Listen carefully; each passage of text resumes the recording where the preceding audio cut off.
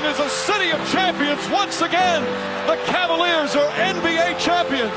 30 minuto matapos magimbal ang Golden State Warriors sa pinakakarumal-dumal na pagkatalo ng kupunan noong Game 7 sa 2016 NBA Finals, isang text ang ipinadala ni Draymond Green kay Kevin Durant. Ilang buwan nang nililigawan si Durant ni Draymond Green, pero ang text na iyon wala pang isang oras pagkatapos maabo ang 3-1 advantage at 73-9 record ay best time para ipakita na hindi ito basketball flirting, kundi seryoso ang isang Defensive Player of the Year na matulungan ang Warriors na makapagdagdag ng championship ring at makapag-ayuda rin kay Durant ng titulo para sa kanyang professional career. At ito ang resulta. Iyan ang babalikan natin ngayon sa box score, kung paano kinatay ng Golden State Warriors ang Cavs noong 2017 NBA Finals, ang third installment ng Warriors-Cleveland rivalry kung saan bumangon ang isang super team dynasty.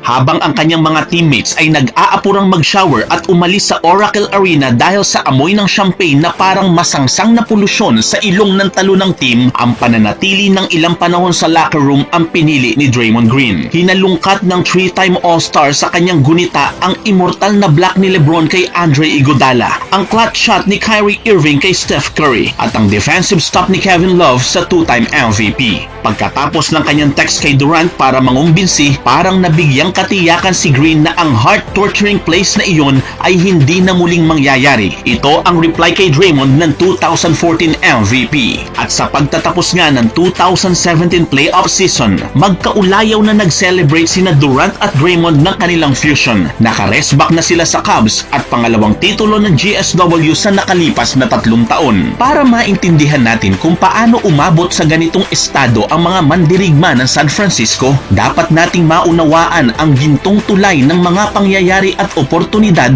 na nagdugtong sa pagsanib puwersa ng Durantula sa mga basketballistang kawal ng Bay Area. Matapos ang isang successful championship campaign ng Golden State Warriors noong 2015, mas lalo silang nag-flex ng muscle ng kanilang buhatin ang 73-9 win-loss record para sa chance na back-to-back title.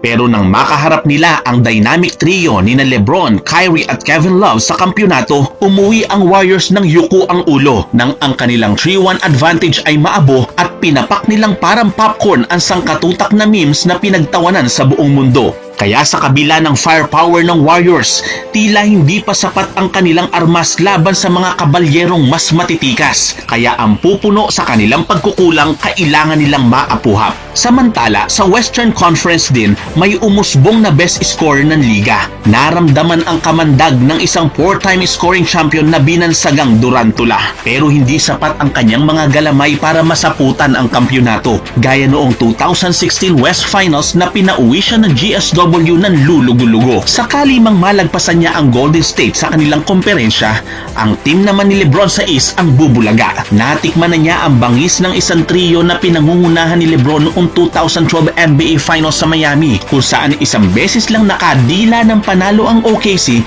samantalang ninasab ng Heat ang 4 para sa championship victory. At ngayong may panibagong triangulo si LeBron sa Cavs sa katauhan ni Kyrie Irving at Kevin Love, makulimlim ang panahon para kay Durant. Gayong ang Golden State Warriors na hindi nila malagpasan, binusabos lang ng Cleveland. Isa pa, ang career ng isang megastar Kevin Durant ay hinubog ng 17 beses na pagkapahiya sa harap ng itinuturing na hari ng NBA na si LeBron James. Sa loob ng 9 na taon nilang pagtatagpo mula 2008 hanggang 2016, 17-3 ang latag ng barahan ni LeBron kay KD. Kaya kung gusto niyang makapagsuot ng singsing, kailangan niyang lagpasan ng ultimate threat ng The King. Nakikita ni KD kay James ang kanyang sarili. Bigong makapagkampiyon si LeBron sa Cavs sa unang 7 taong pamamalagi, kaya napilitang mga bilang bakod sa Miami. Ngayon sa edad naman ni Durant na 27 at sa 9 na taong pananatili sa OKC, paano mo masisisi ang isang Kevin Durant sa kagustuhang wag mapabilang sa humahabang listahan ng mga all-time great na nagkaroon ng motong sana all may championship? Kaya sa kanyang free agency noong 2017,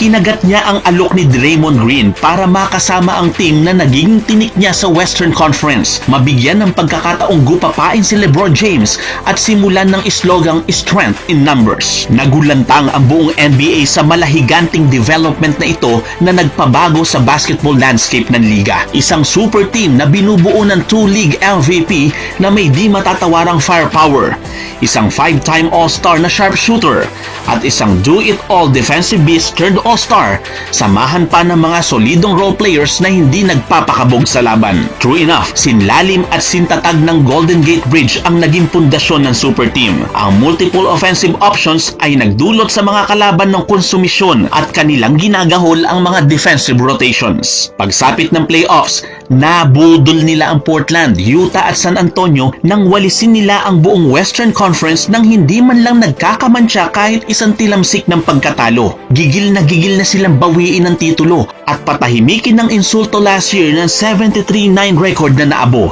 Sa kabilang banda, handa na rin ng Cleveland para depensahan ng Corona. Steady sila bilang second seed sa East sa regular season. Pero pagliko sa playoffs, parang sasakyan tumapak sila sa gas pedal at inararo ang Indiana, Toronto at Boston.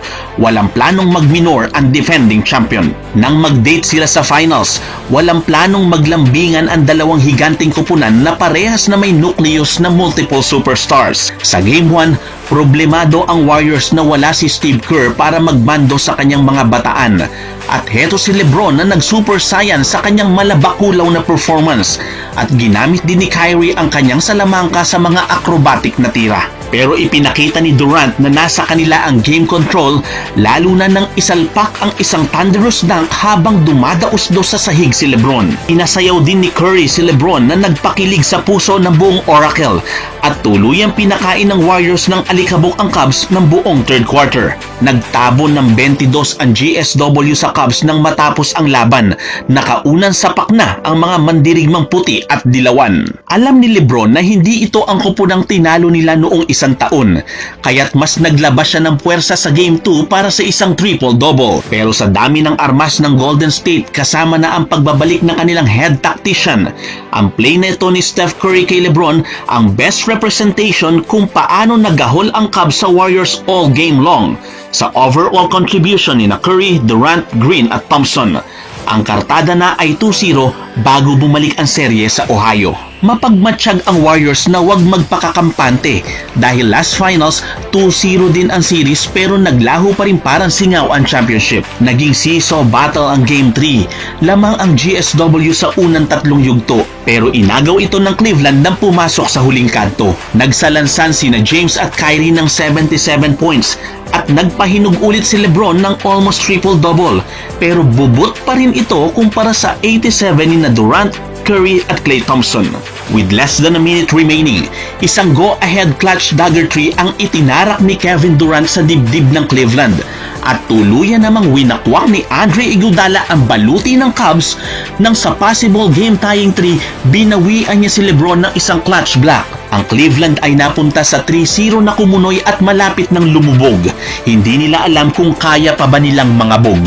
With their back against the wall, nangarap ang Cleveland na kung nagawa nilang makabalik from a highly improbable 3-1 deficit, ang 3-0 comeback baka pwede din nilang maipuslit. Isang final stand ang isinagawa ng Cleveland noong Game 4. Ng isang NBA Finals record-setting ang kanilang pinausbong with most 3-point shot made in a game na 24. Ang 40-point game ni Kyrie ang kanilang sinandalan at isang monstrous triple-double performance ni LeBron ang nagselyo ng laban. Pero sa title-clinching Game 5, binuliglig ng Warriors ang Cubs sa pananaginip nila ng gising.